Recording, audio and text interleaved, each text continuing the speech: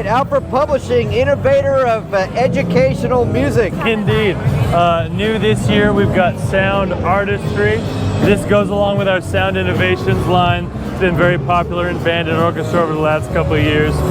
The deal with Sound Artistry is we partner with specific musicians, professors at the university level.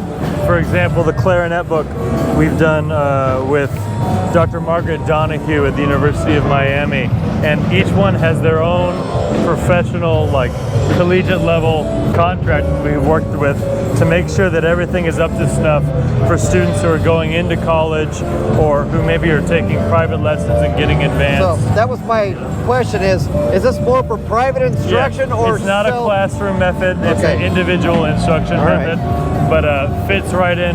After you get through a couple of years of this, you know, use the Sound Innovations, and then you can end up with your music teacher ending up on something like Sound Artistry or any of the other sort of conservatory methods we're all familiar with. You know, it just takes into account. Is this available for orchestral instruments? I believe it started with just the band instruments, but so I can't imagine it will be very long until we have the strings up. We might even have it ready, it just might not be here.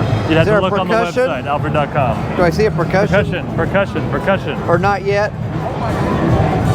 Percussion is likely in the works. It's also possible that we just ran out of shelves. So, if I understand this correctly, then the trumpet book would be different from, say, the trombone, because there's different things involved in playing the trombone. Exactly, we've got a different person for each one. So, for example, the trumpet is done by Tim Farrell at University of Nebraska. And the trombone, I've got Joseph Rodriguez. He's in the Cincinnati Symphony Orchestra. All right, that's awesome. Folks. So that does really show that you probably care about the students learning the right things about their instrument. Exactly. I mean, a lot of us went through music lessons, and then we ended up in our first serious music lesson at college or senior year or something, and we realized that we hadn't learned anything. It seemed like we didn't know any of the names of the stuff. We knew how to play our instrument, but I didn't. As a clarinet player, I didn't know about the Rhodes exercises or all of the stuff that everyone, you know, the vocabulary of the instrument. And this brings in a lot more of that and a lot more reference to these kinds of techniques. Now, what if somebody's used to like the Rubank material? How does this compare to that?